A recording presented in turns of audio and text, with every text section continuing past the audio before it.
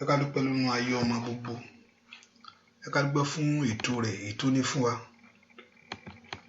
Ètò rẹ̀ lórí ayé wa, ètò rẹ̀ lórí ayé ọmọ. I want us to begin to appreciate him right now and return all the glory back to him. Láti dá gbogbo ògo yẹn padà fún. Torí pé òun ló ní gbogbo ògo, òun ló ní gbogbo ọlá. Jíro oṣù. Ẹni mọ Ísírẹ́lì ò ṣe lórí ilé mi, ẹni mọ Ísírẹ́lì ò ṣe nínú ayé mi. Ẹni mọ Ísírẹ́lì ò ṣe nínú ayé àwọn ọmọ mi gbogbo. Ẹ ká dúpẹ́ lọ́wọ́ Ọlọ́run yìí pé Ọlọ́run ó ṣeun. Lord, we just thank you this morning. We exalt your name. We say thank you to you, Jehovah God, because you are excellent God. Ọlọ́run àgbẹ̀ ọ̀gá nítorí pé o jẹ́ Ọlọ́run fún wa. Wọ́n tún jẹ́ ibi ààbò wa, ibi tún jẹ́ ibi ìpamọ́ wa. Let's exalt him, let's magnify him. Let's say to him, Olùgbàlà ó ṣeun. Olùgbàlà ó ṣe lórí ilé mi, ó ṣe lórí iṣẹ́ mi. Dúpẹ́ lọ́wọ́ Ọlọ́run. Jésù ṣe. Jésù ṣe. Ọlọ́run tó pọ̀ nípa àtàgbára, Ọlọ́run tó ní gbogbo agbára lọ́wọ́. Ẹ ká bẹ̀rẹ̀ sí dúpẹ́ lọ́wọ́ Ọlọ́run yìí fún oore ọ̀fẹ́ ńlá ètò fún wa, fún àǹfààní ńlá ìtarígbà, fún ìyanu rẹ̀ nínú ayé ẹnì kankan. Ẹ ká dúpẹ́ lọ́wọ́ Ọlọ́run pé Jésù ṣe. Ìwọ ibi ààbò ńlá, ìwọ ibi ààbò ńlá lórí ayé wa. Let's thank him, let's appreciate him. Ẹ ká dúpẹ́ lọ́wọ́ Ọlọ́run yìí torí pé ó jẹ́ Ọlọ́run fún wa. Olùgbàlà ó máa ṣe. Olùgbàlà á yìn ọ́. Ẹ ká dúpẹ́ fún ìpamọ́. Let's exalt him. Ẹ ká dúpẹ́ lọ́wọ́ Ọlọ́run yìí fún oore ńlá èyí tó ṣe nínú ayé wa. Olùgbàlà ó ṣe. Olùgbàlà á yìn ọ́. Olùgbàlà á yìn ọ́. Ọlọ́run á gbé ọ̀gá láàárọ̀ yìí. Ọlọ́run á fi gbogbo ògo fún ọ. Ìwọ tó ní gbogbo ògo, ìwọ tó ní gbogbo ìyìn, ìwọ tó ní gbogbo ọlá. Ẹ ká dúpẹ́ lọ́wọ́ Ọlọ́run yìí. Àwọn á dúpẹ́ lọ́wọ́ Jésù yìí fún ìrìn àjò ayé rẹ. Dúpẹ́ fún ọba tí ó fún wa ní ìgbẹ̀yìn tó dára. Ẹ ká dúpẹ́ fún oore ńlá tí Ọlọ́run ń ṣe lọ́wọ́lọ́wọ́ nínú ayé ẹnìkankan yìí. Lóòlù oṣù. Ọlọ́run á yìn ọ́. Ọlọ́run á gbé ọ̀gá. Ọlọ́run á fi ọpẹ́ fún ọ. Ọlọ́run á fi ìyìn fún ọ torí pé ìwọ ni Ọlọ́run wa. Torí pé ìwọ ni ẹlẹ́dàá wa. Ọba àwọn ọba. Olùgbàlà ńlá. Ẹ ká dúpẹ́ lọ́wọ́ Ọlọ́run. Ó ní ká fi ọpẹ́ wá síwájú òun. Bẹ́ẹ̀ ká fi ọpẹ́ wọ wájú rẹ̀ lónìí. Bẹ́ẹ̀ ká fi ìyìn fún ẹni tó ní gbogbo ìyìn yìí. Ògo fún gbogbo ẹni tó ní ògo yìí o. Ọba tí ò jẹ́ kí ìrìn àjò ayé rẹ̀ dàrú. Let's thank him. Let's appreciate him.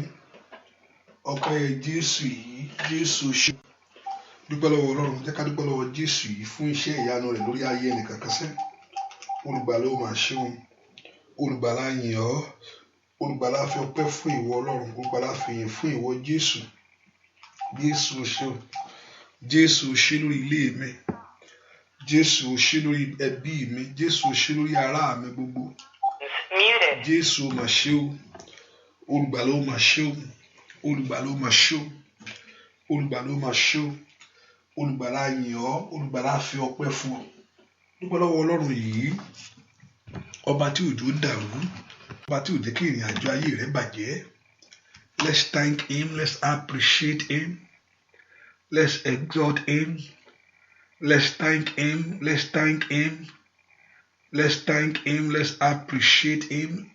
Ẹ ká dúpẹ́ lọ́wọ́ Ọlọ́run yìí. Ẹ ká dúpẹ́ lọ́wọ́ Ọlọ́run. Ẹ ká dúpẹ́ lọ́wọ́ Jésù yìí fún oore tó ṣe o. Fún àánú tarígbà. Dúpẹ́ lọ́wọ́ Ọlọ́run. Dúpẹ́ lọ́wọ́ Ọlọ́run. Dúpẹ́ lọ́wọ́ Ọlọ́run. Dúpẹ́ lọ́wọ́ Ọlọ́run. Dúpẹ́ lọ́wọ́ Jésù. Rapasoto kayalaba shantiaba. Lord, we thank you. Lord, we give that glory to you. Lord, we give that honor to you. Lord, we give that praise to you. Lord, we give that honor to you. Lord, we give that praise to you. We give that honor to your name. Lord, we give that praise to you. Lord, we give that honor to you. Ọlọ́run á yìn ọ́. Ọlọ́run á gbé ọ̀gá. Ọlọ́run á fi ọpẹ́ fún ọ. Ọlọ́run á fi ìyìn fún ọ. Á fi ìyìn ńlá fún ọ. Á fi gbogbo ògo fún ọ. Á fi gbogbo ọpẹ́ fún ìwọ Ọlọ́run. Somebody lift your voice and bless him. Somebody exalt him. Kí àkọ́kọ́ dúpẹ́ lọ́wọ́ Ọlọ́run yìí fún oore ńlá tí Ọlọ́run ṣe lọ́wọ́lọ́wọ́, fún oore ńlá Ọlọ́run lórí ayé wa, fún àánú Ọlọ́run lórí ayé ọmọ gbogbo. Let's thank him. Ẹ ká dúpẹ́ lọ́wọ́ Ọlọ́run yìí. Jésù agbanlágbà tó ṣe o, akó ènìyàn lọ́wọ́ gbogbo mà ṣe, olórí ọ̀fẹ́ ayé mi ò ṣe o, aláàánú mi ò ṣe o, olùgbàlà mi ò mà ṣe. Dúpẹ́ lọ́wọ́ Ọlọ́run. Jésù yìí ò mà ṣe o. Jésù ṣe. Ẹ ká fi ọpẹ́ fún Ọlọ́run yìí. Ẹ ká fi ọpẹ́ fún Olúwa nítorí pé àánú rẹ̀ dúró láéláé. Ẹ ká fi ọpẹ́ fún Jésù yìí nítorí pé àánú rẹ̀ dúró láéláé. Let's thank him. Let's give that glory to him. Let's exalt him. Magnify the Lord for the grace of God for your life. Magnify the Lord for the mercy of God in your life. Ẹ jẹ́ ká dúpẹ́ fún orí ọ̀fẹ́ yìí, orí ọ̀fẹ́ Ọlọ́run ní gbogbo ọ̀nà yìí. Jésù ṣe o, Jésù ṣe, Jésù ṣe, Jésù ṣe, Jésù ṣe o. Olùgbàlà ó ṣe, olùgbàlà yìn ọ́, olùgbàlà gbé ọ ga, olùgbàlà fi ọpẹ́ fún ọ, olùgbàlà wọ̀ rẹ́ láàárọ̀ yìí. Somebody thank him. Gbọ́ àdúrà lórúkọ Jésù Kristi, Olúwa àti olùgbàlà wa. Ẹ ká tún dúpẹ́ fún oore gbogbo. Ẹ ká dúpẹ́ fún oore ọ̀fẹ́ Ọlọ́run ńlá láti bẹ̀rẹ̀ ọdún yìí títí dé oṣù yìí. Ọba tí ó mú parí oṣù yìí láyọ̀. Ọba tó ń bá ọ bẹ̀rẹ̀ tó dúró tì ọ́ tí dé àkókò yìí. Òun náà mo fẹ́ ká dá gbogbo ògo ìpadà fún pé Olúwa o ṣé o. Ọlọ́run mo yìn ọ́ fún ìrìn àjò mi nínú ọdún yìí o. Ẹ ká dúpẹ́ lọ́wọ́ Ọlọ́run pé Ọlọ́run, Lord, I thank you for my journey from the beginning of this month. Ẹ ká dúpẹ́ lọ́wọ́ Ọlọ́run yìí pé Ọlọ́run, mo dúpẹ́ lọ́wọ́ rẹ fún ìrìn àjò ayé mi láti bẹ̀rẹ̀ oṣù yìí. Ọba tó mú ọ bẹ̀rẹ̀, ọba tó mú ọ bẹ̀rẹ̀, dúpẹ́ lọ́wọ́ Ọlọ́run yìí. Olúwa yìn ọ́ fún ìrìn àjò ayé wa láti ìbẹ̀rẹ̀ oṣù yìí, láti bẹ̀rẹ̀ ọdún yìí. Olódó tì wá, olódó tì wá, olójẹ́ bí ààbò fún wa, olódó tì wá, olójẹ́ bí ìpamọ́ fún ayé wa. So mo fẹ́ ká dúpẹ́ lọ́wọ́ Ọlọ́run yìí fún oore ńlá tí Ọlọ́run ṣe. Ọba tó dúró tì ọ́ láti bẹ̀rẹ̀ ọdún yìí títí di ìparí oṣù yìí. Òun ló ní gbogbo ògo yìí o, òun ló ní gbogbo ọlá yìí o. Ẹ ká dá padà fún sẹ́ láàárọ̀ ìṣẹ́. Ọlọ́run o ṣé o, Jésù o ṣé o, Jésù o ṣé o, Ọlọ́run o ṣé o, Ọlọ́run o ṣé o. Jésù a yìn ọ́ fún ìrìn àjò ayé mi láti bẹ̀rẹ̀ ọdún yìí títí di èní. Dúpẹ́ lọ́wọ́ Ọlọ́run, dúpẹ́ lọ́wọ́ Ọlọ́run. Jésù ṣé o, kábíyèsí o, bàbá mímọ́. Dúpẹ́ lọ́wọ́ Ọlọ́run. Àpáta ńlá bàbá mi àgbà. Jésù mà ṣe, Jésù ṣé o. Bẹ́ẹ̀ kó dúpẹ́ lọ́wọ́ Ọlọ́run yìí. Dúpẹ́ ọba tí òjò ìrìn àjò náà dàrú. Wọ́n ní ìrètí ohun rere. Dúpẹ́ lọ́wọ́ Ọlọ́run yìí ó ṣe. Jésù Olúwa ẹ ṣé. Olúwa ẹ ṣé. Oore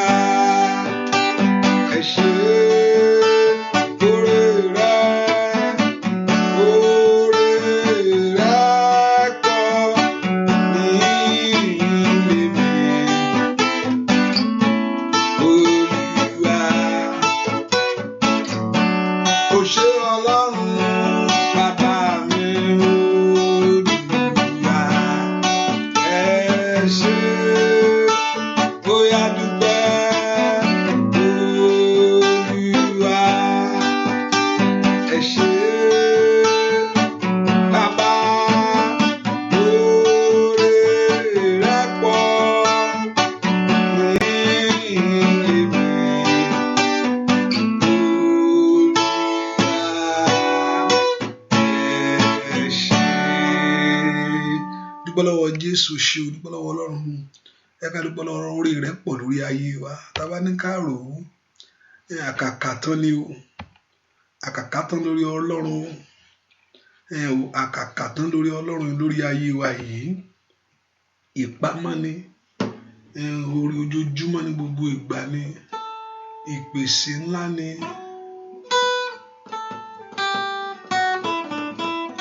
Dúpẹ́ lọ́wọ́ Ọlọ́run yìí, Ọlọ́run ò ṣe o. Jésù. Dúpẹ́ Ọlọ́run. Jésù ṣe o. Jésù ṣe o.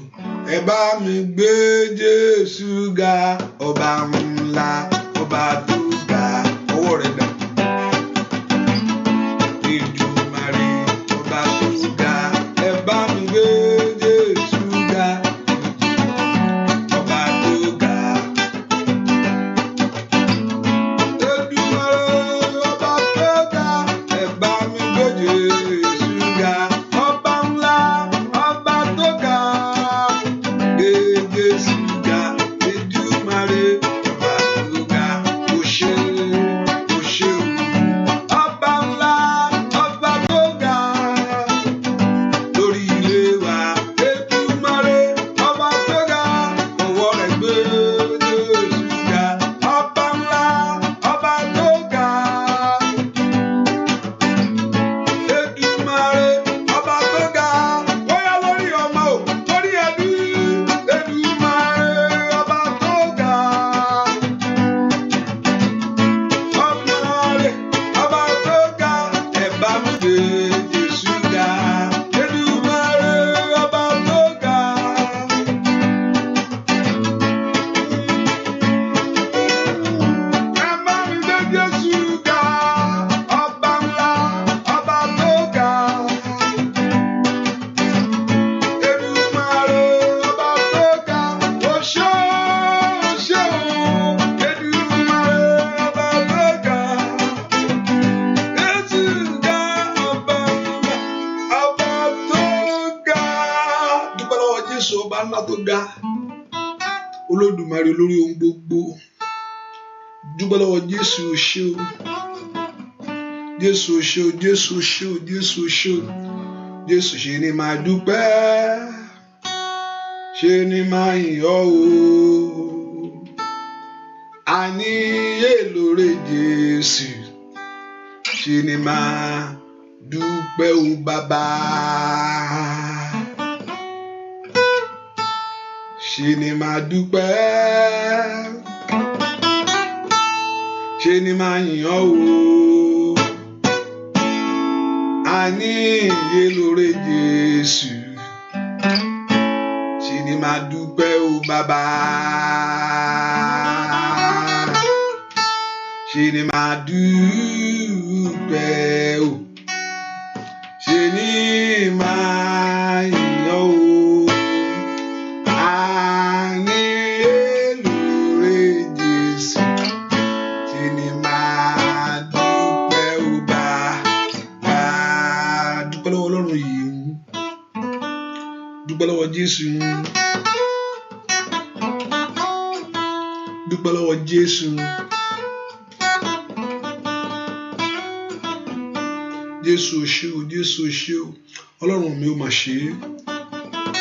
Dúpẹ́ lọ́wọ́ Ọlọ́run tó pa ọ́ mọ́. Ọba tó dá ọ sí láti ìbẹ̀rẹ̀ ọdún yìí.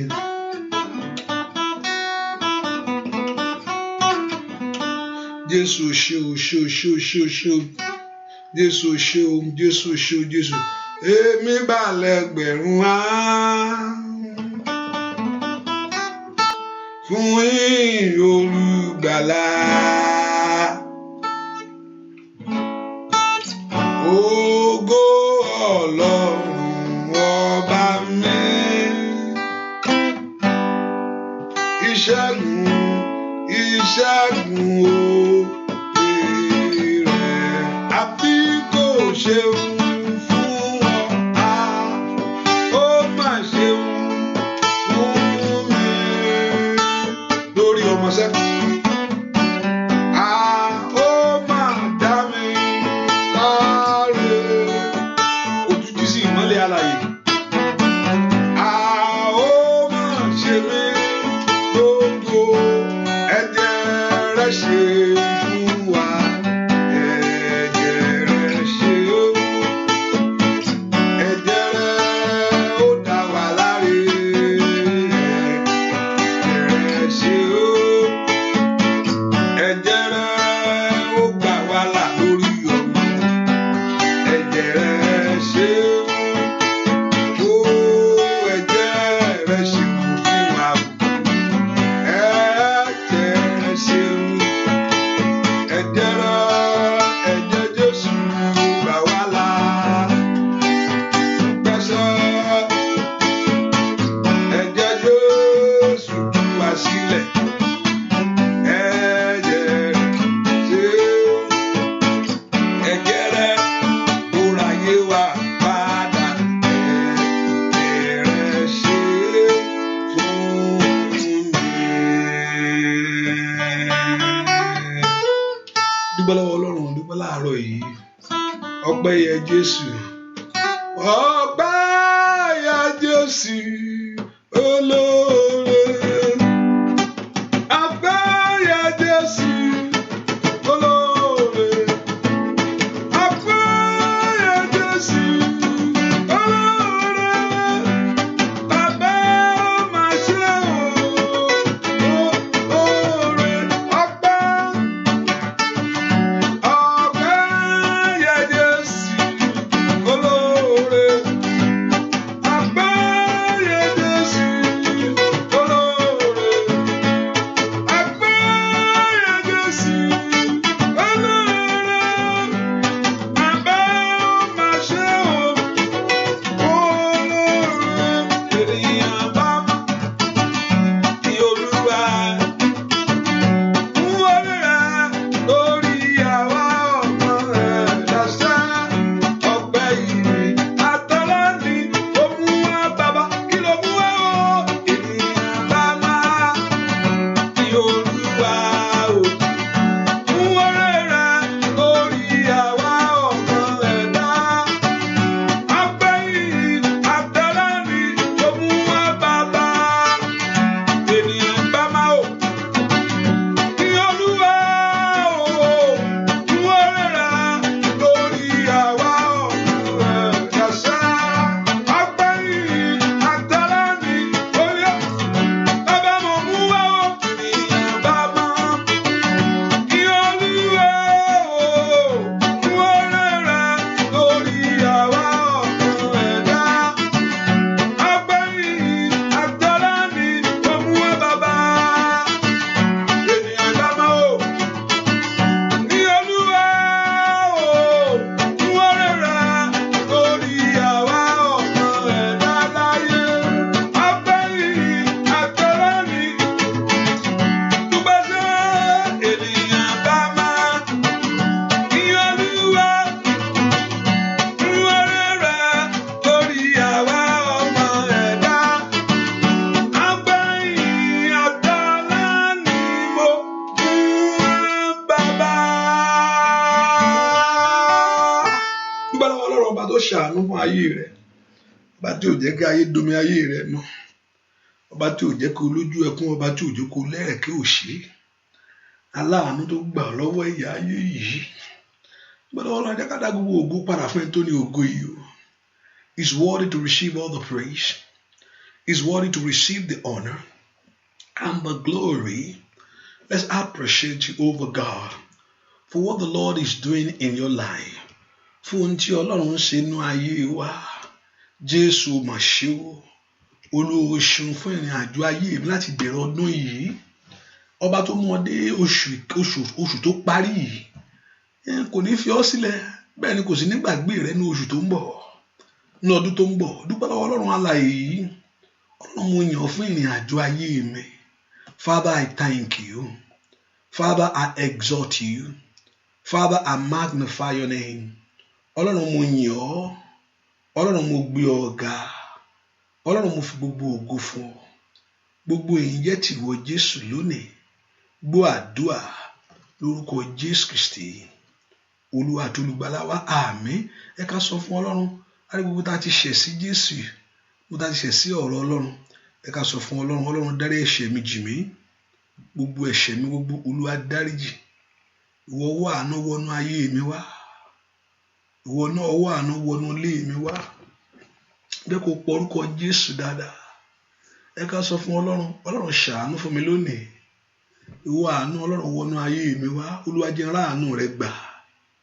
Ẹ pọ orúkọ Jésù làkàndòròbò ṣáǹtì abakaba. Ẹ sọ fún Ọlọ́run ṣàánú fún mi. Ẹ pe Jésù dáadáa, Olúwa ṣàánú fún ayé mi. Ẹ sọ fún Ọlọ́run aláìṣẹ̀ kí Ọlọ́run kó ṣàánú fún ọ. Olúwa ṣàánú fún mi. Ẹ sọ fún Ọlọ́run, Olúwa ṣàánú fún ayé mi lónìí. Ayé mi ìjórà àánú gbà. Ẹ pe orúkọ Jésù bí tẹ́ wá. Ẹ sọ fún Ọlọ́run ṣàánú fún mi. Olúwa jẹ́ n rí àánú gbà lónìí. Dárí ẹ̀ṣẹ̀ mi jì mí. Gbogbo ẹ̀ṣẹ̀ gbogbo èyí tí mo ti ṣẹ̀ níwájú ìwọ Ọlọ́run. All my sins before you, all my iniquities, all my trespasses and all my transgression. Ẹ ká sọ fún Ọlọ́run dárí ẹ̀ṣẹ̀ mi jì mí. Ẹ̀jẹ̀ Jésù wẹ ẹ̀ṣẹ̀ mi lónìí. Plead the blood of Jesus over every sin. Ẹ pe orúkọ Jésù kí ẹ̀jẹ̀ Jésù kó wẹ gbogbo ẹ̀ṣẹ̀, gbogbo àbàwọ́n pátápátá, gbogbo ẹ̀ṣẹ̀ gbogbo èyí tí ò jẹ́ àrí àánú Ọlọ́run láàárọ̀ yìí. Ẹ ká sọ fún Ọlọ́run dárí ẹ̀ṣẹ̀ mi jì mí. Ẹ pe orúkọ Jésù, Olúwa dárí ẹ̀ṣẹ̀ mi jì mí. Gbogbo ẹ̀ṣẹ̀ tí ń dènà ìrìn àjò ayé mi. Every sin that is holding back my journey of life. Gbogbo ẹ̀ṣẹ̀ tí ń fa ìrìn àjò ayé mi sẹ́yìn. Ẹ̀ṣẹ̀ ìran èyí tí ń fa ìrìn àjò ayé mi sẹ́yìn. Ọlọ́run pe orúkọ Jésù dáadáa. Sọ fún Ọlọ́run kó dárí gbogbo ẹ̀ṣẹ̀ tí ń fa ìrìn àjò ayé ọmọ mi ẹ̀yìn. Kó yẹ ọyẹ màmá ńlá ló gbàdúrà pé Jésù dáadáa sẹ́. Olúwa dárí ẹ̀ṣẹ̀ mi jì mí. Ọlọ́run dárí ẹ̀ṣẹ̀ mi jì mí o. Olúwa dárí ẹ̀ṣẹ̀ mi, gbogbo ẹ̀ṣẹ̀ mi èyí tí ò ń jẹ́ n rí ọ. Gbogbo ẹ̀ṣẹ̀ mi èyí tí ò ń jẹ́ kí ìyanu ọ̀rọ̀ rẹ ṣẹlẹ̀ nínú ayé mi. Ẹ sọ fún Ọlọ́run láàárọ̀, Olúwa dáríjì. Olúwa dáríjì. Olúwa dáríjì. Olúwa dáríjì. Olúwa dáríjì. Olúwa dáríjì. Olúwa dáríjì. Orúkọ Jésù dáadáa. Sọ fún Ọlọ́run alààyè, gbogbo ẹ̀ṣẹ̀ mi gbogbo, Olúwa dáríjì mi. Gbogbo àṣírí mi gbogbo, Olúwa dáríjì. Ask God to forgive every sin. Ẹ pe orúkọ Jésù bí tẹ́ wá. Ọlọ́run dárí ẹ̀ṣẹ̀ mi jì mí. Ìwọ ẹ̀jẹ̀ Jésù fọhùn fún mi láàárọ̀ yìí. Ìwọ ẹ̀jẹ̀ Jésù ra ayé mi padà. Can you lift your voice to God? Pé kí ẹ̀jẹ̀ rẹ̀ kó rà ọ́ padà. Pé kí ẹ̀jẹ̀ rẹ̀ kó tú ayé rẹ̀ ṣe. Olúwa dárí ẹ̀ṣẹ̀ mi jì mí. Gbogbo ẹ̀ṣẹ̀ mi gbogbo èyí tí ò jẹ́ kí n rí ìyanu ìwọ Ọlọ́run. Gbogbo ẹ̀ṣẹ̀ mi gbogbo èyí tí ò jẹ́ kí ògo rẹ̀ bú jáde nínú ayé mi. Gbogbo ẹ̀ṣẹ̀ mi gbogbo èyí tí ò jẹ́ kí ọlá rẹ̀ farahàn. Ọlọ́run lánàá gbàdúrà sẹ́. Ọlọ́run dárí ẹ̀ṣẹ̀ mi jì mí. Ìwọ àánú ńlá látòrí ìtẹ́ àánú fọhùn sórí ayé mi. Olúwa jẹ́ rí àánú gbà. Ẹ pe orúkọ Jésù sẹ́. Sọ fún Ọlọ́run láàárọ̀ yìí. Olúwa jẹ́ rí àánú gbà. Olúwa jẹ́ rí àánú gbà nínú àdúrà iṣẹ́. Olúwa jẹ́ rí àánú gbà nínú àdúrà yìí. Ẹ pe orúkọ Jésù. Olúwa jẹ́ rí àánú rẹ gbà. Ẹ sọ fún Ọlọ́run alààyè. Olúwa jẹ́ rí àánú rẹ gbà. Ẹ pe orúkọ Jésù. Olúwa, let me receive your mercy this morning. Olúwa ṣàánú fún ayé mi. Ọlọ́run lánàá gbàdúrà. Orúkọ Jésù dáadáa. Olúwa ṣàánú fún ìrìn àjò mi. Orúkọ Jésù dáadáa bí tó wà. Kí Ọlọ́run kó ṣàánú fún ilé rẹ. Kí Ọlọ́run kó ṣàánú ayé rẹ gbogbo. Ẹ pe Jésù sẹ́. Olúwa ṣàánú fún mi. Ìwọ ọwọ́ àánú lá máa bọ̀ wá lórí ọ̀rọ̀ ayé mi yìí. Ìwọ ọwọ́ àánú lá máa bọ̀ wá lórí ọ̀rọ̀ ayé àwọn ọmọ mi yìí. Ìwọ ọwọ́ àánú lá máa bọ̀ wá lórí ìrìn àjò ayé mi yìí. Ẹ pe orúkọ Jésù bí tẹ́ wá. Olúwa ṣàánú fún ìpín mi lónìí o. Olúwa ṣàánú fún ayé mi lónìí. Can you pray that prayer? Gbọ́ àdúrà lórúkọ Jésù Kristi. Olúwa wá. Ẹ ká tún wá fẹ́ ká gbàdúrà. Fẹ́ kó sọ fún Ọlọ́run, fẹ́ kó pe àánú yẹn. Ọlọ́run ṣàánú fún mi. Mo ní Ọlọ́run ò jẹ́ anybody lẹ́nìkan, kò jẹ́ anyone lẹ́nìkan, kò jẹ́ anybody ní nǹkankan. Tí yẹn bá ń bá lọ, Ọlọ́run ò ṣe. Ọlọ́run ò jẹ́ anybody nǹkankan o. Ọwọ́ Jóòbù lèèyàn bá ti bèrè ládàá. Pẹ̀lú gbogbo ìgbà tó ṣe, ìgbà tó bẹ̀rẹ̀ sí halẹ̀, tó bẹ̀rẹ̀ sí Ọlọ́run ní pé níbo ló wà? Jóòbù níbo ló wà nígbà tó dá ayé, níbo ló wà? ó sì ń bẹ̀ ràpé òun bá wù amọ̀kòkò ló ń fi kòkò ṣe o. Ọlọ́run ò jẹ́ anybody ní nǹkan kan, ṣùgbọ́n aláàánú ni gẹ́gẹ́ bí bàbá, aláàánú ni, kò dẹ̀ sẹ́ni tó lè jàre Ọlọ́run. Epo bìtì Ọlọ́run wá pé ó sọ̀rọ̀ kan mo jẹ̀bi. Ọlọ́run kò sẹ́ni tó lè jàre Ọlọ́run. Ìdí tó fi pè fún àánú nìyẹn, pé ìwọ Ọlọ́run Ísírẹ́lì, jẹ́ kí àánú rẹ wọlé tọ̀ ilé ayé mi wá lónìí. Ìwọ ayé mi gbà àánú Ọlọ́run. Olúwa fi àánú bẹ ayé mi wò ní àdúrà yìí. Nínú ọdún yìí tí mo wà yìí, àti nínú ọdún tí mo fẹ́ wọ̀ lọ yìí, Olúwa ṣàánú fún mi. Nínú àdúrà tèmi lóru èní ti àárọ̀ yìí, Olúwa ṣàánú fún ìpín mi, kí ìpín mi má bàa jìyà gbé. Ẹ pọ orúkọ Jésù kó má bàa tì mí bàbá, kí ayé má bàa yọ ayé mi. Ọlọ́run lanu kó gbàdúrà ṣe pé kí ẹni máa Ísírẹ́lì pé kó fi àánú gbà ọ́ tọmọtọmọ. Ẹni máa Ísírẹ́lì fi àánú gbà mí tilétilé. Ó yẹ ọmọ Ọlọ́run lanu gbàdúrà orúkọ Jésù, orúkọ Jésù. Látẹ̀kẹ̀ ní ma ṣàtáyàbá. Sọ fún Jésù láàárọ̀ iṣẹ́, Olúwa ṣàánú fún mi, Olúwa ṣàánú fún mi. Mo màdúrà gbà kọ́, mo màwẹ̀ gbà kọ́ o. Ó yá. Òun ó ṣàánú fún ẹni tó ṣàánú fún. Olúwa jẹ́ ráàánú gbà. Olúwa ṣàánú fún ìpín mi láàárọ̀ yìí. Olúwa ṣàánú fún ayé mi lónìí. Ayé mi jó ráàánú gbà. Olúwa ṣàánú fún ilé mi. Nínú àdúrà ìṣàánú fún àwọn èèyàn yìí. Olúwa ṣàánú fún àwọn tó ṣàánú fún. Ẹ pọ orúkọ Jésù. Olúwa ṣàánú fún mi. Gbọ́ àdúrà lórúkọ Jésù Kristi. Olúwa wa jẹ́ ráàánú gbà. Bàbá jẹ́ ráàánú gbà. Ọwọ́ rẹ̀ dà.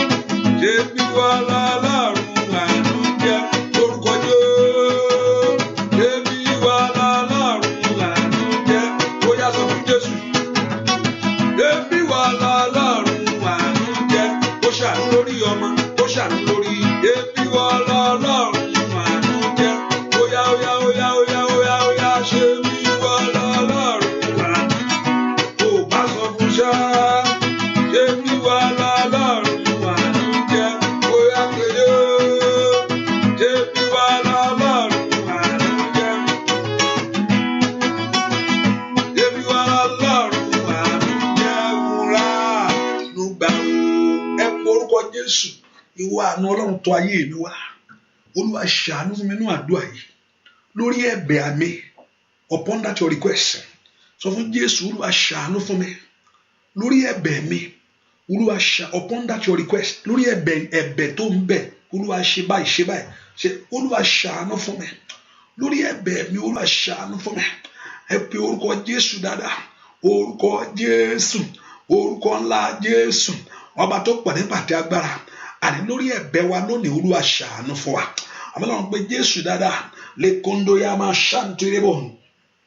ẹ ká pe Jésù dáadáa lórí ẹ̀bẹ̀ mi bàbá Olúwa ṣàánú fún mi lórí ẹ̀bẹ̀ mi Ọlọ́run aláàyè Olúwa ṣàánú fún mi Ọlọ́run tó pọ̀ nípa àti agbára àní lórí ẹ̀bẹ̀ mi bàbá lédàdó kò ṣàǹtólímà kúṣù tólímà ẹ pe orúkọ Jésù dáadáa Olúwa Ọlọ́run aláàyè lórí ẹ̀bẹ̀ mi Olúwa ṣàánú fún mi lórí ẹ̀bẹ̀ mi bàbá ẹ sọ fún Ọlọ́run pé lórí ẹ̀bẹ̀ yín lónìí lórí àdúrà lórí ohun tẹ́ ń gbà ládùúà lórí tẹ́ ń sọ fún Ọlọ́run pé kí Ọlọ́run kó ṣe àánú Olúwa ṣàánú fún mi lórí ẹ̀bẹ̀ mi ní orúkọ Jésù lórí ẹ̀bẹ̀ mi bàbá lórí ẹ̀bẹ̀ mi kémi náà di oníṣẹ́ láyé kémi náà di ọlọ́mọ láyé kémi náà tẹ̀síwájú lórí ẹ̀bẹ̀ mi fún ìwòsàn ẹ pe orúkọ Jésù lórí ẹ̀bẹ̀ mi fún ìmúláradá lórí ẹ̀bẹ̀ mi fún ẹ̀mí gígùn lórí ẹ̀bẹ̀ mi lórí àwọn ọmọ mi gbogbo lórí àdúrà tó ń gbà yẹn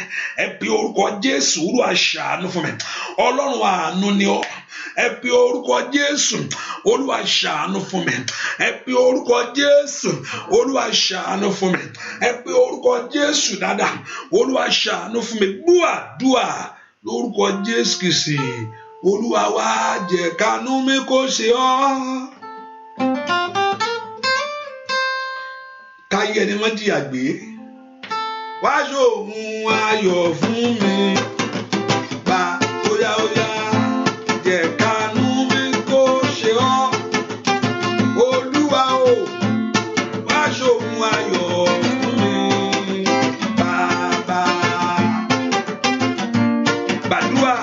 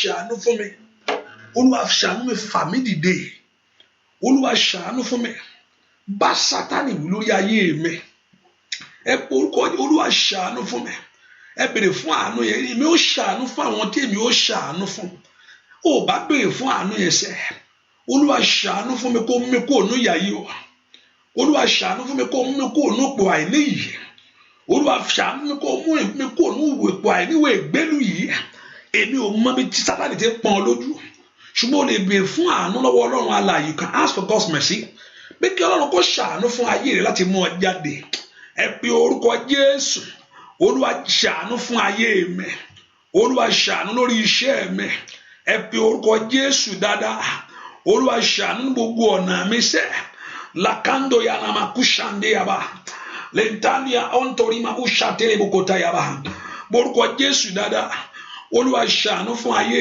mi Olúwa jẹ́ kí àánú mi ṣe ọ́ lónìí Olúwa jẹ́ kí àánú mi ṣe ọ́ lónìí Olúwa jẹ́ kí àánú mi ṣe ọ́ lónìí Olúwa jẹ́ kí àánú mi ṣe ọ́ lórí ọmọ mi mẹ́kò ṣàánú ọmọ mi ni Olúwa ṣàánú fún mi Olúwa ṣàánú fún ayé mi gbogbo agbára fi àkókò ẹni ṣòfò kó gbà mí lọ́wọ́ ogun àfi àkókò ẹni ṣòfò, ogun tó fẹ́ kí ìgbà lọ mọ́ ayé ẹni lọ́wọ́, ogun tó fẹ́ kí hàn sí àkókò nù àti ìgbà nù. Ẹ pe orúkọ Jésù bí tẹ́ wá sẹ́. Ọlọ́run ṣàánú fún ayé àwọn èèyàn yìí. Let the mercy of you begin to reign in their life. Ọlọ́run ṣàánú lórí iṣẹ́ àwọn èèyàn yìí. Ẹ pe orúkọ Jésù bí kí Ọlọ́run kó dìde àánú fún ayé yìí. Bí kí Ọlọ́run kó dìde àánú lórí iṣẹ́ yìí. Bí kí Ọlọ́run kó dìde àánú nínú ilé yìí. Bí kí Ọlọ́run kó dìde àánú nínú ayé àwọn ọmọ yìí. Bí kí Ọlọ́run kó dìde àánú ògo fún ayé yìí lónìí. Ẹ pe orúkọ Jésù. Ẹ sọ fún Ọlọ́run alààyè, Olúwa ṣàánú fún mi, Olúwa ṣàánú fún mi, kó yọ ayé mi kúrò nínú ìyà. Olúwa ṣàánú fún mi, kó yọ ayé mi kúrò nínú ẹ̀gàn. Olúwa ṣàánú fún mi, kó mú ìtìjú ayé mi kúrò. Ọmọ náà lanu gbàdúrà làkọ́ndé yamahu satayaba. Ẹ pe orúkọ Jésù dára. Olúwa ṣàánú fún mi. Gbọ́ àdúrà lórúkọ Jésù Kristi. Olúwa wá pe orúkọ Jésù. Gbogbo ogun tó ń bá ayé mi rìnrìn àjò, gbogbo tí ń bá ayé mi rìn, gbogbo tó ń bá ayé mi dàgbà, àwọn ogun kan wà bẹ́ẹ̀ bí tí èèyàn bá látó tẹ̀lé olú ẹ lọ, bí èèyàn ṣe ń dàgbà ní kò dẹ̀yìn. Olúwa pa ogun náà rẹ́ nú ayé mi lónìí. Àgbà tí Fáráò parẹ́ pápátá, Ọlọ́run ní pé Fáráò tẹ́ rí lénìí kò fi àfẹ́ kò pé Egypt ló fẹ́ fi ya wọn mọ́. Wọ́n tún kúrò Egypt, ó tún tẹ̀lé wọn jáde kúrò ní Egypt. Wọ́n tẹ̀ tí lọ ní Egypt, ẹ fi wọ́n lẹ̀ jẹ́ kan máa lọ. Ó tí o bàtà àwọn ọmọ Israẹli kúrò lọ́dọ̀ rẹ̀, they left Egypt and he still followed them. Àwọn ogun kan wà bẹ́ẹ̀, ó forílẹ̀-èdè lẹ̀ pé àmì tí orílẹ̀-èdè Nàìjíríà ṣe bákan o, ẹ jẹ́ kí n fa abúlé lẹ̀ kí n lọ Èkó. Wọ́n tún gbà tẹ̀lé ọ lé, wọ́n tún gbẹ́ ẹdẹ kò, ó tún wọ plane, wọ́n tún bá lu ẹ̀ wọ plane. Wọ́n sọ pé àti báyìí pé tí bá ti marry nísìn gbogbo àṣẹ, ó wọlé ọkọ, ó tún bẹ́ẹ̀ wọlé ọkọ. Bẹ́ẹ̀ ni ẹ bá parí iṣẹ́, bá parí skul báyìí nísìn gbogbo nǹkan á da, nǹkan á jọlọ mi. Ogun tí ò fẹ́ kí nǹkan jọlọ mi fún ọ, ẹ pe orúkọ Jésù dáadáa. Ọlọ́run tó pọ̀ nípa àti agbára, àní wo ogun alẹ́ ni má dẹ̀ yìí tí ń bá ayé mi rìn yìí, ìwọ ogun tó lóò ní lọ yìí, ìwọ ogun tó lóò ní gbà yìí, a tó fẹ́ wọnú ọdún tuntun lọ. Mẹ́pọ̀ orúkọ Jésù ló bá mi fi náà rún ṣẹ́gun ogun yìí fún mi. Ìwọ ogun alẹ́ ni má dẹ̀ yìí tí ń wà ní ayé mi, this battle of my life, this battle ìka bàbàbàbà ó ṣàtà. Ọlọ́run pa ogun ìrẹ́nu ayé mi. Ọlọ́run pa ogun ìrẹ́nu orí iṣẹ́ mi. Ọlọ́run pa ogun ìrẹ́nu ayé àwọn ọmọ mi. Ìwọ ogun adínilọ́wọ́, ìwọ ogun tí ò fẹ́ kí ayé ẹni dàgbà òkè. Ẹ pe orúkọ Jésù. Wọ́n ní kò gbúdọ̀ tó bẹ́ẹ̀ wọ 2022. Àìlì màkàí sàtáyàbà. Ó gbúdọ̀ tún sunkún rere mọ́. Ó yá. Ẹ pe orúkọ Jésù. Ọlọ́run pa ogun ìrẹ́nu ayé mi. Ìwọ ogun tí ò fẹ́ kí mi náà rọ́mọ péjọ láyé. Ogun tí ò fẹ́ kí mi náà ní ayọ̀. Ogun tí ò fẹ́ kí mi náà máa tán pè ní ìdùnnú. Ó yá pe orúkọ Jésù. Ọlọ́run pa ogun ìrẹ́nu ayé àwọn èèyàn yìí. Nínú ayé wa lónìí, ìwọ ogun adá iṣẹ́ rú. Ìwọ ogun adí iṣẹ́ lọ́wọ́, adènà iṣẹ́. Ẹ pe orúkọ Jésù parẹ́ lónìí. Olúwa pa ọrẹ́ nínú ayé wa lónìí o. Olúwa bá ìwọ ogun ìwé inú ayé wa lónìí o. Olúwa bá ìwọ ogun inú ayé àwọn ọmọ lónìí o. Ọmọ náà ńlá ní orúkọ Jésù dáadáa. Makoni makupa rusate, makonda li mahusate li makusate, lekadoli magusoto li makutali makata. Ẹ pe orúkọ Jésù. Olúwa bá ìwọ ogun ìwé. Olúwa bá ìwọ ogun ìwé. Olúwa bá ìwọ ogun ìwé. Olúwa bá ìwọ ogun ìwé. Olúwa bá ìwọ ogun ìwé. Ìwọ ogun adí iṣẹ́ lọ́wọ́. Ìwọ ogun adí ògo lọ́wọ́. Ìwọ ogun tí ò fẹ́ kí ayé ẹni fi àlàáfíà lò gbà. Ìwọ ogun agé ẹ̀mí ayé ẹni kúrú. Ó yẹ Olúwa bá ìwọ ogun ìwé inú ayé mi. Gbọ́ àdúrà lórúkọ Jésù Kristi. Olúwa wa, ẹ pọ orúkọ ogun tí ń bẹ ní àyíká àtàyídà mi. Wọlé ní orúkọ Jésù. Ìwọ ogun tí ń bẹ ní àyíká àti àyídà mi. Every battle that surround your life. Ẹ wọlé ní orúkọ Jésù. Ẹ wọlé ní orúkọ Jésù. Ẹ gbogbo retí tí hàn wá yẹn, àwọn kan ń ṣe ìwé ìgbélu rẹ lómi ò gbà ní tẹ́ pé tí ó jẹ́ pé tiẹ̀ náà fún ọ. Gbogbo nǹkan tí yàn ń gbàdúrà fún ẹ, wọ́n ẹlòmíì ń ṣe ara mọ́tò lónìí náà. ẹlòmíì ṣe ra mọ́tò lónìí ni o, mọ́tò tó ń gbàdúrà fún kólúwa pèsè mọ́tò fún mi, tó ń gbàwẹ̀ bẹ́ẹ̀ ni máa kú sí wọn, ẹlòmíì ṣe ra mọ́tò lónìí ni lẹ́nìí ni ẹlòmíì ṣe gbé mọ́tò ó ṣe rà ni.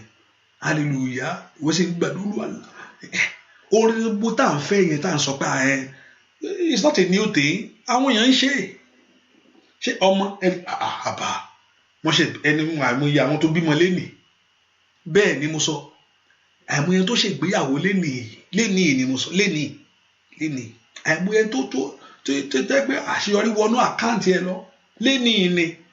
Gbogbo eré yẹn pé ó ti dáwọ́ dúró, gbogbo agbára tó fẹ́ dáwọ́ rẹ̀ ẹ dónú ayé rẹ ni kò bá wí lónìí. That power that don't want that thing to manifest your life, that I want you to revoke, gbogbo agbára tí ò fẹ́ kiri yẹn kó di mímọ̀ nínú ayé tirẹ̀ ní orúkọ Jésù, kí Ọlọ́run kó gbé ogun náà dé. Olúwa bá ìwọ ogun ìwínú ayé mi, mo fẹ́ wọlé 2022 lọ, ìwọ ogun tí ò fẹ́ kí ìyanu mi ṣẹlẹ̀ fún mi, ìwọ agbára májẹ̀mú àwọn èèyàn kà lórí ayé mi sẹ́, májẹ̀mú àwọn èèyàn ẹ̀ka lórí ayé rẹ̀, àwọn tó ti fọwọ́sowọ́pọ̀ pé àwọn ò ní jẹ àwọn ò ní mú o nítorí ọ̀rọ̀ rẹ sẹ́. Gbogbo àwọn èèyàn tí ń ya ojú lé ká pé àmọ́ ẹ má jò tẹ̀ lọ́wọ́ o, bàbá ẹ má jò rí gbà o, ó yá Ọlọ́run ṣe ìwọ ogun náà lónìí. Ìwọ ogun tí ń bẹ ní àyíká àtàyídà mi, àìlè máa kó bẹ̀rù sàtà, gbogbo ogun tí ò fẹ́ kó gbádùn rẹ̀ bó ṣe ń fọ ló ń bọ́ mọ́ lọ́wọ́, gbogbo tí ò fẹ́ kí n gbádùn rẹ̀ Ọlọ́run ní orúkọ Jésù, gbogbo ogun àfìyàjá ayé ẹni, àfẹ̀gànṣe ayé ẹni, ẹ bí orúkọ Jésù. Olúwa bá ìwọ ogun ìwí sọ fún Ọlọ́run, make the Lord rebuke all this battle, the Lord remove my life from struggle. Olúwa mú mi kó nú ìtiraka yìí. Ní kàtà yàgàbà àtijọ́ tó ti ń tì tí ìtirají ṣubú o. Làkàìlì màkú sàtẹ́lì mọ̀kó parùtàtà, làtẹ́lì màkú sàtọ́lì màkú sẹ̀tẹ́lì mọ̀kó sàtẹ́.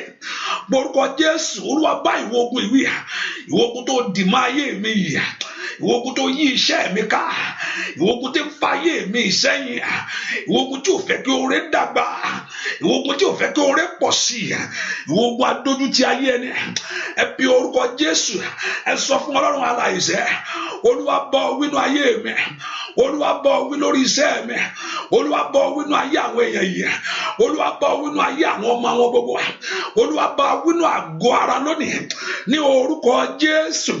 Olúwa bá ìwọ ogun ìwí, Olúwa bá ìwọ ẹ̀mí ìwí, ìwọ ẹ̀mí ajá ayé ẹni lónìí, ìwọ ẹ̀mí ajá ayé ẹni lónìí, ìwọ ẹ̀mí abá orere jẹ́, ìwọ ẹ̀mí ají orere gbé ní orúkọ Jésù. Olúwa bá wí gbọ́ àdúrà lórúkọ Jésù Kristi. Olúwa wá ipò orúkọ Jésù. Olúwa sọ̀rọ̀ ayé mi dayọ̀ fún mi. Olúwa jẹ́ ó di ayọ̀ fún ayé mi. Mú mi kúrò nínú ìyà yìí. Olúwa jẹ́ kí ọ̀rọ̀ mi di ayọ̀ fún mi. Let it turn to joy for me. Kò gbọ́dọ̀ di ẹkún fún ọ kálẹ̀ o.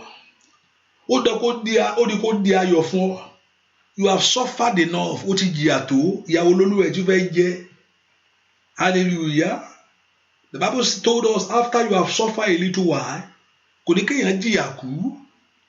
Only after you have suffered a little.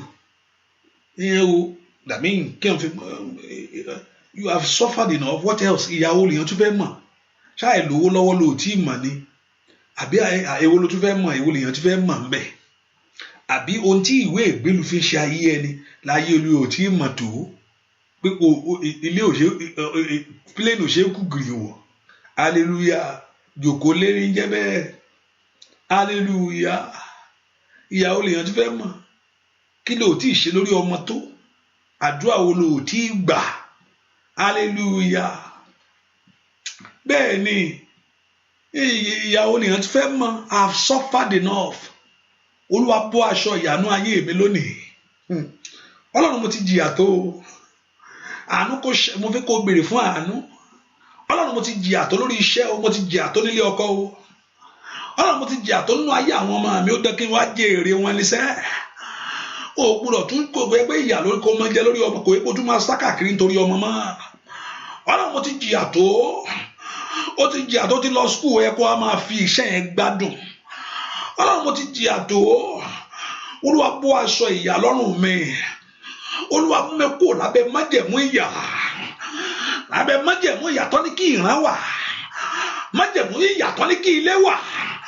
Májẹ̀mú ìyà tó ní kí ìrìn àjò ayé mi wà. Ẹ pe orúkọ Jésù. Àánú Ọlọ́run gbé mi jáde. Oya ẹ pe orúkọ Jésù. Orúkọ Jésù. Orúkọ Jésù. Orúkọ ńlá Jésù. Olúwa mú mi kúrò lábẹ́ ìyà lónìí. Makoda gadaba kushatayaba. Litori makusondori makushete. Madori makuntori makushata. Likandori makusondori makundelemo. Ẹ pe orúkọ Jésù. Olúwa mú mi kúrò nínú ìyà yìí. Olúwa mú mi kúrò nínú ìyà. Ẹ pe orúkọ Jésù. Mú mi jáde kúrò nínú ayé àwọn èèyàn yìí jáde. Olúwa mú mi jáde kúrò nínú ìyà. Ìyà àrọ́mọ bí yo. Ọmọ ò gbọdọ̀ pọ́n mi lójúmọ́. Ìyà àrọ́kọ yìí. Ọkọ ò gbọdọ̀ pọ́n mi lójúmọ́. Ìyà àríwé ìgbélú yìí. Ìwé ìgbélú ò gbọdọ̀ pọ́n mi lójúmọ́. Ìyà àríṣẹ́ṣe yìí. Iṣẹ́ ò gbọdọ̀ pọ́n mi lójúmọ́. Ìyà àrówó náà yìí. Owó ò gbọdọ̀ pọ́n mi lójúmọ́. Óyá àìsàn yóò gbọdọ̀ dààmú ayé mi. Ẹ pe orúkọ Jésù bí tẹ́ wá sẹ́. Olúwa mú mi jáde tìrantìran. Lábẹ́ májẹ̀mú ìyà. Lábẹ́ májẹ̀mú ìyà tí ayé kọ ìpín mi mọ́. Óyá mú ìpín mi jáde. Lábẹ́ májẹ̀mú ìyà tí wọ́n ju ìran mi sí. Óyá pe orúkọ Jésù. Dúà. Lórúkọ Jésù Kristi. Olúwa wa. Wọ́n tó ti ṣe àpérè àyẹ̀ óyá ń bolé wa. And there are showers of blessing. Is it showers of blessing? Is there married notification? I don't know, because I don't know. I know that you always receive notification on Akoko Ayomi. I don't know whether if you are using showers of blessing, say amen. I don't know what is it working good. Those that are using that line, because I just want to make sure everything is right. Hallelujah. And I encourage you also download it, every one of us, and everyone on Facebook also. Please, do you know we have it? You can listen to this on YouTube also. Know that YouTube, you can get this on YouTube. Just type Festus Akindele on YouTube and you subscribe to it. So let's get, I say let's be, diversified to many as channel. Use Showers of Blessing, use YouTube, get used to Facebook, and if in America, also you can use the full line to join the prayer. So I think let's just be wise a little bit, because that's what happened before. I want to share that layer. So everyone, you don't miss anything. You again the so please get you Facebook on the you can listen to it on YouTube too. Just type my name on YouTube issue and click on that channel. Anytime, click notification. And those on YouTube also, you can also join on Facebook. So, and also you can also download Showers of Blessing. So in case anything can happen, we can say praise the Lord. So we need to just hallelujah. I think you understand what I'm trying to say to us. You want to try to solve. Praise the Lord. You can go up I can't use. Àní Ọlọ́run àkókò tó Olúwa mú aṣọ ìyà ikú nú ayé mi kí n tó fẹ́ kó mú kúrò yẹn Olúwa mú kúrò lónìí má jọ̀ọ́ bá mi rìnrìn àjò wọ 2022 má jọ̀ọ́ bá ayé mi rìnrìn àjò mọ́ ìwọ ẹ̀mí adójútì ayé ẹni yìí ìwọ ẹ̀mí adójútì ayé ẹni yìí tójú máa tì kẹ́yìn ni ìwọ ẹ̀mí àfẹ̀gànṣe ayé ẹni yìí ìwọ ẹ̀mí àfi àkókò ẹni ṣòfò ìwọ ẹ̀mí tó fẹ́ fi àkókò mi ṣòfò yìí gbogbo ẹ̀mí tí ń dà mo fẹ́ kó sọ fún Ọlọ́run bá wí lónìí o Ọlọ́run bá wí lónìí o Olúwa bá wí lónìí o Olúwa bá wí lónìí o Olúwa bá gbogbo tí ń bẹ́ẹ̀nù ọ̀ràn tí ò fẹ́ kó gbérí yìí ó rí ẹ̀ máa ó pàkúṣà káyàbà ẹ pe orúkọ Jésù Olúwa bá wí Olúwa bá wí Olúwa bá wí Olúwa bá wí Olúwa bá wí bẹ́ẹ̀ mi ẹ̀ wí bá agbára ẹ̀ wí bá májẹ̀mú ẹ̀ wí bá ipá yẹn wí lórí ayé rẹ̀ sẹ́ bá ipá yẹn wí bá májẹ̀mú ẹ̀ wí pé Jésù ògbé níjà gbèmíjà ní orúkọ Jésù fàmíjáde lọ́wọ́ májẹ̀mú àfìyàjẹni fàmí jáde lọ́wọ́ májẹ̀mú afẹ̀gànṣẹ́ ní orúkọ májẹ̀mú tí ò fẹ́ kó lẹ́nu ọ̀rọ̀, májẹ̀mú tí ò fẹ́ kó lè rí sọ, májẹ̀mú tí ò fẹ́ kó lè wí. Ó yá mú mi jáde, mú mi jáde, mú mi jáde, mú mi jáde, mọ orúkọ Jésù, mú mi jáde ní orúkọ Jésù. Gbọ́ àdúà lórúkọ Jésù Kristi. Aṣọ ìyá bàbá mo ti bọ́, bàbá mo ti bọ́, bàbá mo ti bọ́, aṣọ ìyá bàbá mo ti bọ́. Mi ò lè fa aṣọ ìyá bóra mọ́ jàre o, aṣọ ìyá. Mi ò lè fa aṣọ ìyá bóra mọ́, aṣọ ìyá bàbá mi máa ń ta aṣọ ìyá lọ́rùn mi, aṣọ ìyá. Óyá óyá.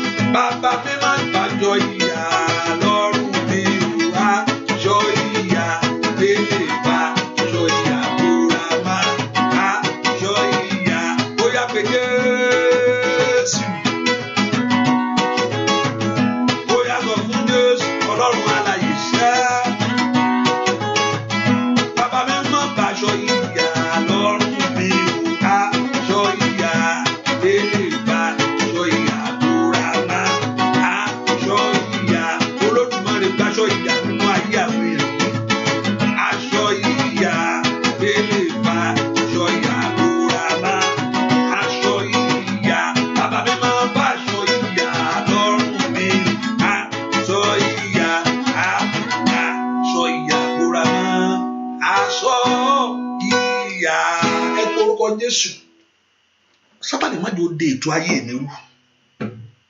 Olúwa Ọlọ́run lórúkọ Jésù sọ fún Ọlọ́run má jẹ́ Sátánì dé ètò ayé mi rú. Gbogbo agbára tó bẹ́ẹ̀ dàrú Olúwa bá mi dójú tì. Kí ni mò ń sọ?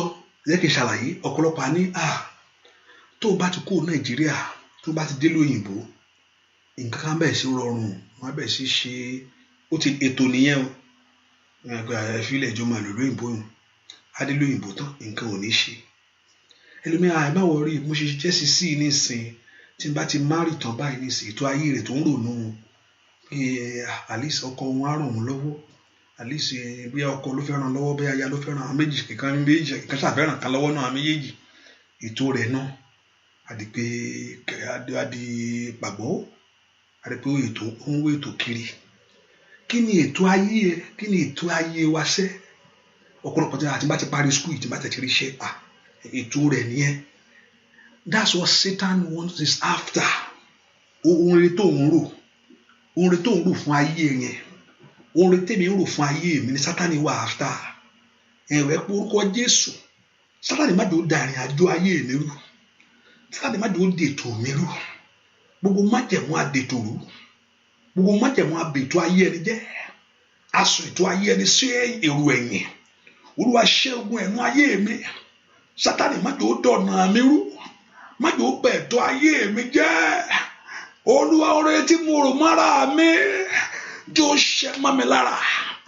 Oore tó mo rò mọ́ ayé àwọn ọmọ mi jò ṣẹ mọ́ ọmọ mi lára. Ọmọ ńlá ní ó gbàdúrà orúkọ Jésù, orúkọ Jésù. Ètò ayé mi ò gbọdọ̀ dàrú o. Ètò ayé mi ò gbọdọ̀ dàrú o. Ètò ayé mi ò gbọdọ̀. Olúwa bá mi tò ó. Bá mi tò ní ọdún yìí kémi náà dọlọ́mọ.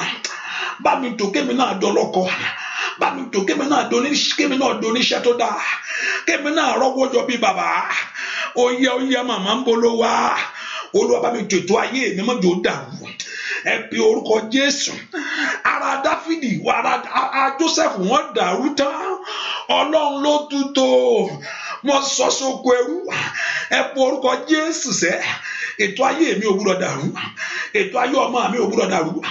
Olúwa jẹ́ ó ṣẹlẹ̀ bẹ́ẹ̀. Ìyanu tí ayé mi retí, let it happen for me. Ẹ pe orúkọ Jésù. Olúwa jẹ́ ó ṣẹlẹ̀ bẹ́ẹ̀. Ògo tí ayé mi ń fẹ́, àmàlà ńlá ní o gbàdúrà. Olúwa jẹ́ ó ṣẹlẹ̀ bẹ́ẹ̀. Ìlérí ọ̀rọ̀ rẹ fún ayé mi, àmàlà ń pe Jésù. Makando yana makasata, lentori makosoto yaba. Ó dá kí ètò ayé yìí kó wá sí ìmúṣẹ.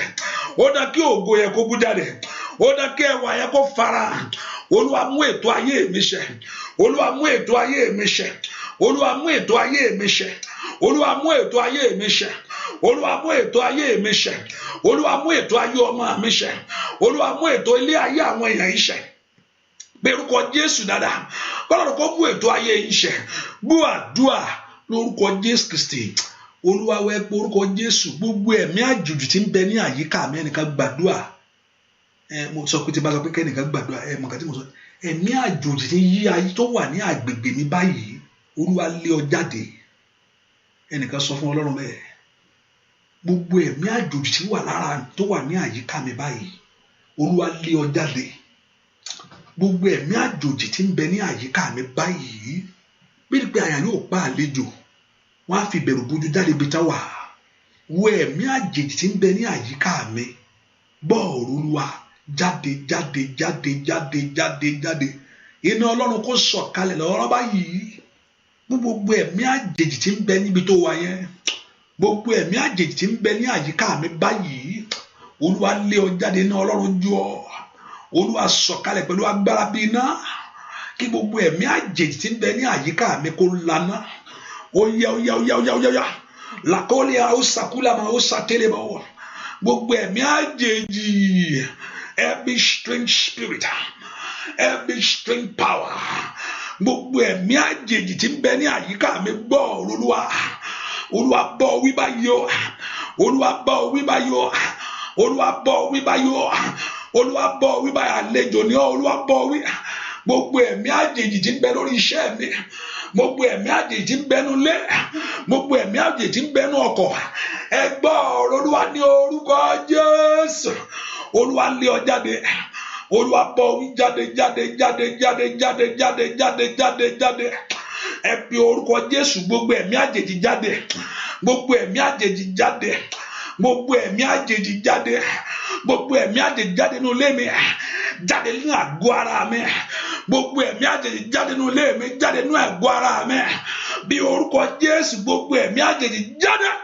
Gbọ́ àdúrà lórúkọ Jésù Kristi. Olúwa wa, Olúwa bá ẹ̀mí àjèjì ẹ wí. Gbogbo ẹ̀mí àjèjì ẹ gbọ́ ọ̀rọ̀ Olúwa, ẹ jáde síta. Gbogbo ẹ̀mí àjèjì ní orúkọ Jésù, ẹ jáde síta. Gbogbo ẹ̀mí àjèjì ní orúkọ Jésù, ẹ jáde síta.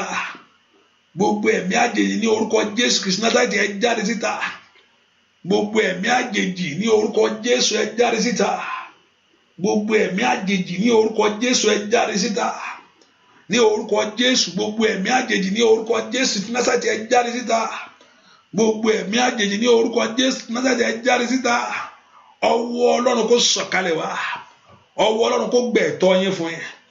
Ọwọ́ Ọlọ́run kó sọ̀kalẹ̀ wá. Ọwọ́ Ọlọ́run kó gbẹ ẹ̀tọ́ yín fún yín. Ọwọ́ Ọlọ́run kó sọ̀kalẹ̀ wá. Ọwọ́ Ọlọ́run kó gba èrè ayé yín fún yín. Ọwọ́ Ọlọ́run kó sọ̀kalẹ̀ wá. Ọwọ́ Ọlọ́run kó gbẹ ẹ̀tọ́ yín fún yín. Ọwọ́ Ọlọ́run kó sọ̀kalẹ̀ wá. Ọwọ́ Ọlọ́run kó gbẹ ẹ̀tọ́ yín fún yín. Ọwọ́ Ọlọ́run kó sọ̀kalẹ̀ wá. Ọwọ́ Ọlọ́run kó gbẹ ẹ̀tọ́ yín fún yín. Gbọ́ àdúrà lórúkọ Jésù Kristi. Olúwa wẹ orúkọ látòní lọ jẹ́ kí n bẹ̀rẹ̀ sí ṣe rere. Látòní lọ kí n bẹ̀rẹ̀ sí ṣe rere. Látòní lọ ìṣeré kó wọnú ayé mi. Látòní lọ kí n bẹ̀rẹ̀ sí ṣe rere. Ní àtòní lọ kí n bẹ̀rẹ̀ sí ṣe rere. Ní àtòní lọ ìṣeré kó wọnú iṣẹ́ mi. Ìtẹ̀síwájú kó dé bá ọ̀rọ̀ mi. Ní àti òní lọ pé àpèmọ́ra ní tèmi dire. Mo fẹ́ kó pè mọ́ra rẹ ní. Ní àtòní lọ ní orúkọ Jésù kí ayé mi kó bẹ̀rẹ̀ sí ṣe rere. Ní àtòní lọ kí ayé ọmọ mi kó bẹ̀rẹ̀ sí ṣe o. Ní àtòní lọ lórúkọ Jésù, ire lọ́tùn ire lósì, ire níwájú ire lẹ́yìn kó bẹ̀rẹ̀ sí wá mi. Ní orúkọ Jésù kí ire kó bẹ̀rẹ̀ sí dé bá mi. Ire ojoojúmọ́, ire ìgbà gbogbo sẹ́. Ẹ pe orúkọ Jésù màmá pé ní àtòní lọ kí ayé yín kó bẹ̀rẹ̀ sí ṣe rere. Pé ní àtòní lọ pé kí iṣẹ́ yín kó bẹ̀ sí ṣe rere ní àtòní lọ kí ògo Ọlọ́run kó bẹ̀ sí hàn ní ara yín látòní lọ kí ògo ayé yín kó bẹ̀ sí dìde ọmọ Ọlọ́run gbàdúrà pé ní àtòní lọ ìṣeré kó dé bá ayé mi látòní lọ bẹ̀ sí ṣe rere látòní lọ kó bẹ̀ sí ṣe rere látòní lọ kí n bẹ̀ sí ṣe rere látòní lọ kí n bẹ̀ sí ṣe rere látòní kó bẹ̀ sí dára fún mi látòní kó bẹ̀ sí dára fún mi látòní kó bẹ̀ sí dára fún yín látòní lórúkọ Jésù kẹbẹ̀ sí fi àlàáfíà lògbà látòní lórúkọ Jésù kójú kó bẹ̀ sí ti ogun ayé yín látòní lọ kẹbẹ̀ sí borí ogun yẹn látòní lórúkọ Jésù kẹbẹ̀ sí rí olùrànlọ́wọ́ látòní lọ kí ìyanu kó bẹ̀ sí ṣẹlẹ̀ látòní lọ rí ní orúkọ Jésù kí ire kó bẹ̀ sí dé bá yín ní gbogbo ọ̀nà látòní lọ lórúkọ Jésù kí Ọlọ́run kó bẹ̀ sí fi ọkàn yín balẹ̀ látòní lọ lórúkọ Jésù kẹbẹ̀ sí gbénú àlàáfíà ẹ pẹ àṣẹ náà ní orúkọ Jésù ọ̀run kó bẹ̀ sí fi ìdí ọ̀rọ̀ yẹn múlẹ̀ ní orúkọ Jésù ọ̀run kó bẹ̀ sí fi ìdí ọ̀rọ̀ yẹn múlẹ̀ ní orúkọ Jésù ọ̀run kó bẹ̀ sí fi ìdí ọ̀rọ̀ yẹn múlẹ̀ ní orúkọ Jésù ọ̀run kó bẹ̀ sí fi ìdí ọ̀rọ̀ yẹn múlẹ̀ ní orúkọ Jésù ọ̀run kó bẹ̀ sí fi ìdí ọ̀rọ̀ yẹn múlẹ̀ ní orúkọ Jésù ọ̀run kó bẹ̀ sí fi ìdí ọ̀rọ̀ yẹn múlẹ̀ látòun lọ kẹbẹ̀ sí ṣeré látòun lọ kó bẹ̀ sí dára fún yín látòun lọ kádùá yín kó bẹ̀ sí gbà àdúrà ọjọ́ pípẹ́ tẹ̀ tí ń gbà ní orúkọ Jésù àdúrà tẹ̀ tí ń retí èsì ní orúkọ Jésù látòní lọ ìyanu kó bẹ̀ sí ṣẹlẹ̀ látòní lọ ìyàtọ̀ kó dé bá ayé yẹn fún rere ní orúkọ Jésù látòní lọ ayé yín kó bẹ̀ sí dùn gbọ́ àdúrà lórúkọ Jésù Kristi Olúwa wa ẹ sọ fún Ọlọ́run ire ayé mi kó di mímọ̀ fún mi lónìí o gbogbo re every blessing that is hanging in the spirit Olúwa gbogbo ire tí dàtí Ọlọ́run ti rán sí ọ tí ò tí di mímọ̀ gbogbo every of my blessing that is hanging in the spirit èyí tí Ọlọ́run ti rán sí ẹ èyí tí ò di mímọ̀ fún ọ Olúwa gbé jáde fún mi Olúwa gbélé mi lọ́wọ́ báyìí ire mi gbogbo tí ọwọ́ mi ò tí bà tí Ọlọ́run ti rán sí mi olórogún Páṣíà ló gbé ti Daniel mọ́wọ́ ṣùgbọ́n nínú àdúrà bó ṣe ń gbà ní Daniel náà gbàdúrà tí Ọlọ́run gbà ní tó gbé níjà gbogbo ire tí Ọlọ́run ti rán sí ẹ tí ayé yín ò tiẹ̀ tí gbà ọ̀run gbé jáde gbogbo ire tí Ọlọ́run ti ránṣẹ́ tí ayé yín ò tí rí ọ̀run gbé jáde gbogbo ire tí Ọlọ́run ti ránṣẹ́ lórúkọ Jésù èyí tí ò tí tẹ̀yìn lọ́wọ́ mo ní kí ọ̀run gbé jáde kí Olúwa gbé jáde kí Olúwa gbé jáde kí Olúwa gbé jáde all your blessing gbogbo tí ẹ ti tọ́lọ́run ti rán sí ayé yín tí ẹ ti gbà gbogbo ire tí ọ̀tá dì mọ́wọ́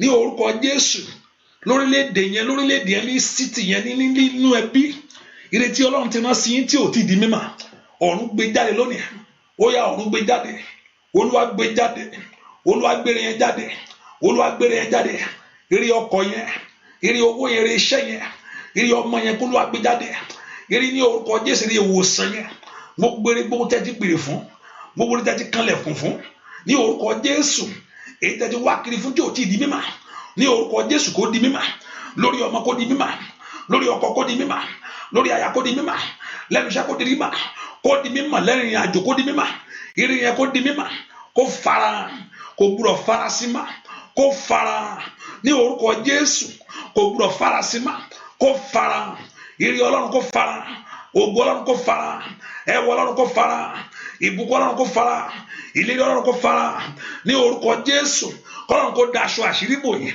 ojú òní tì ọ́ ayé ti ń dóde ẹ̀gàn rẹ ayé ti ń dóde ìtìjú rẹ mo gbàdúrà mo ní kí Ọlọ́run kó daṣọ àṣírí bò ọ́ ní orúkọ Jésù níbi tí ayé ti ń dóde ẹ̀gàn rẹ lónìí gbogbo ẹ̀fílẹ̀ ojú àti ẹ̀fílẹ̀ àṣìyẹ̀yẹ ẹ̀fílẹ̀ ní orúkọ Jésù ojú òní tì ọ́ mo ní kí Ọlọ́run kó daṣọ àṣírí bò ọ́ mo ní Ọlọ́run Ísírẹ́lì kó daṣọ àṣírí bò ọ́ mo ní kí Ọlọ́run Ísírẹ́lì kó daṣọ àṣírí bò wá, mo ní kí Ọlọ́run Ísírẹ́lì kó daṣọ àṣírí bò wá, mo ní kí Ọlọ́run kó Ísírẹ́lì kó daṣọ àṣírí bò wá.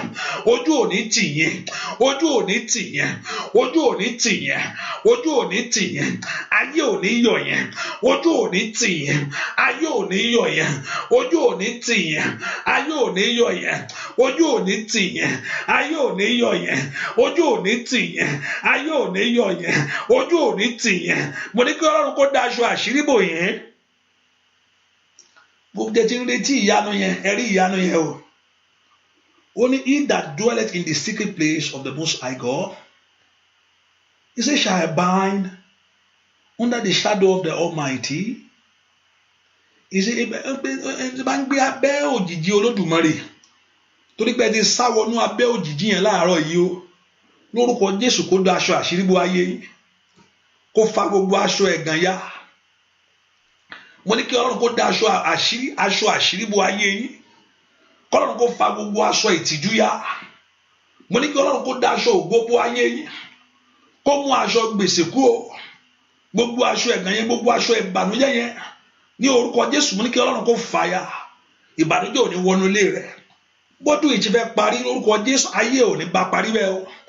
Ìkàlà bàbàbàbà kó borí ẹ̀, kó borí ọdún yìí, kó borí 2021 yìí, kẹ́ wọnú 2022 lọ fún ire, kẹ́ borí 2021 yìí, kẹ́ ní ìṣẹ́gun kalẹ̀, kẹ́ ní ìṣẹ́gun kalẹ̀. Ojú ò ní tì yín, ayé ò ní yọ̀ yín. Ẹ ti gbàdúrà, àdúrà yín kó gbà. Ẹ ti gbàdúrà, àdúrà yín kó gbà. Ibi tí ọ̀tá ti kóra wọn jọ, kọ́lọ́run kó tú wọn ká ní orúkọ Jésù. Nítorí ọ̀rọ̀ ayé yín, gbogbo àwọn tó kóra wọn jọ, kọ́lọ́run kó tú wọn ká. Gbogbo àwọn tó náà wọ́n fi ẹ̀gàn ṣe ọ́ ni, gbogbo àwọn tó wọ́n fa àbùkù kàn ọ́, mo ní kí Ọlọ́run kó dójú tì wọ́n ní orúkọ Jésù. Ọ̀run kó gbé yín lékè, Olúwa kó gbé yín lékè, Olúwa kó mú yín borí, Olúwa kó gbé yín lékè, Olúwa kó mú yín borí. Ọ̀rọ̀ rẹ̀ kó wá sí ìmúṣẹ nínú ayé yín. Kẹ́ kàtó yà máa kàṣàtà, ọkàn yín kó balẹ̀, ọkàn yín kó balẹ̀. Gbogbo ogun tó fà á sí, gbogbo ogun tó farapamọ́, ní orúkọ Jésù, iná Ọlọ́run kó tàn sí. Ayé yín kó gba ìmọ́lẹ̀, ọ̀nà yín kó gba ìmọ́lẹ̀, ayé yín kó gba ìmọ́lẹ̀. Ògo Olúwa kó tàn, ẹ rí ìyanu gbà. Bẹ́ẹ̀ ni ó sì rí ní láì lórúkọ Jésù Kristi Olúwa tó ń gbàlà wa. Àmín. Ó yẹ bẹ̀rù tẹ́ fẹ́ lọ́wọ́ Ọlọ́run. Kí lẹ fẹ́ kó ṣẹlẹ̀ ní ayé yín? Ìyanu lẹ fẹ́ fojú rí ní ọdún yìí. Ẹ sọ fún Ọlọ́run tẹ́ ń fẹ́ kí Ọlọ́run kó ṣe. Kí lẹ fẹ́ kí Ọlọ́run kó ṣe ní ayé yín? Olùgbàlà ṣe ìyanu yìí ní ayé àwọn èèyàn yìí o. Bọ́n ṣe ń sọ, Olúwa jẹ́ ó rí bẹ́ẹ̀ fún wa. Bẹ́ẹ̀ ṣe ń pè lédè kó rí bẹ́ẹ̀, bẹ́ẹ̀ ṣe ń sọ kó rí bẹ́ẹ̀. Ọ̀run kó gbọ́, àdúrà kó gbà fún yín. Ọ̀run kó gbọ́, àdúrà kó gbà fún yín.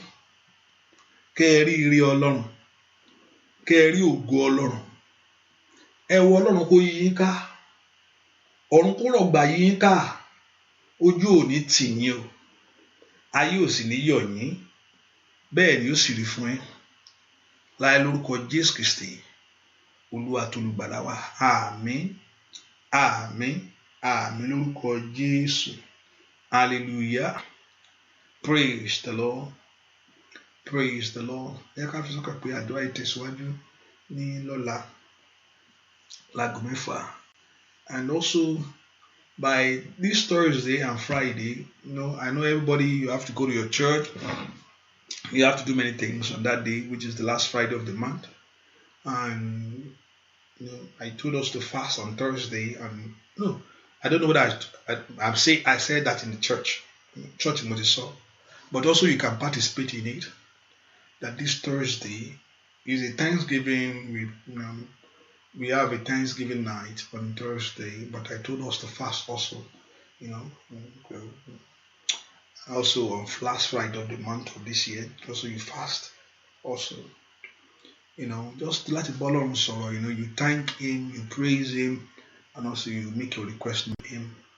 So by God's grace, we're going to do that, but the door is going to open by 7:30 this Thursday just to praise God, to worship Him and thank Him for what He has done for us. But also you can fast, also on Friday also. Just make your request known, set in pace for 20, and also, and by on the Monday we start our fasting on Monday. For next year, and I think I declared maybe I've mentioned some days, so I don't know where can we go further. Let's see. And I know the Lord Jehovah God will answer our prayers in Jesus' name. Àdúrà yín á gbà, ojú yín á ríre, ọkàn yín á balẹ̀. Ilé tẹ́ sọ yìí, Ọlọ́run yóò gbọ́, ojú ò ní tì yín. Mo ní kí Ọlọ́run kó ya omi ẹ sínú, agbára jíǹde kó wọnú omi ẹ lọ, omi ẹ kó mú ìṣẹ́gun wá. Ìrìn àjò yín ní ọ̀sẹ̀ yìí kó já sí ire fún yín. Ẹ ní ṣìrìn, ẹ ní ṣẹ̀ṣẹ̀ gbé o, bẹ́ẹ̀ sì ni ẹ sì ní ṣílẹ̀ tẹ̀ láyé. Ojú kó ti ogun lé, kó ti ogun òde. Ọ̀run kó gbé yín lórí sókè. Àdúrà kó gbà fún yín. Kẹ́ ẹ rí ìrànlọ́wọ́ gbà ní gbogbo ibi. Bẹ́ẹ̀ ni ó sì rí. Bẹ́ẹ̀ ni ó sì rí. Láì lórúkọ Jésù Kristi Olúwa wa. Àmín. I just want to thank everyone supporting the work of God. I appreciate you. Just thank you very much. And I know the Lord Jehovah God will bless you and increase you in every area of your life. If I don't call you and say thank you, that's what I'm saying. Thank you to everyone now. Thank you very much. I appreciate you. Iṣẹ́ yóò tẹ̀síwájú, ògo Ọlọ́run yóò sì bú jáde nínú ayé yín. Bẹ́ẹ̀ la sì rí, láì lórúkọ Jésù Olúwa wa. Àmín, àmín, àmín, àmín lórúkọ Jésù. Ire tọ̀ wá o, ire bọ̀ kalẹ̀ o, ire tọ̀ wá, ire bọ̀ kalẹ̀, tọ̀ wá, ire bọ̀ kalẹ̀. Bẹ́ẹ̀ ni ó sì rí, láì lórúkọ Jésù Kristi Olúwa tó lùgbàlà wa. Àmín, àmín lórúkọ Jésù. God bless you. See you in the morning. God bless you. Bye-bye. Make sure for those on Facebook, subscribe to YouTube, and those on YouTube, subscribe to Facebook, and those on Showers of Blessing, download. Let's do all that. Go to YouTube, subscribe. Just have those. So while you have that on internet, have both. Just get used to both. Hallelujah. Hallelujah. And I know that Lord Jehovah God will do great things in your life. God bless you. Bye-bye.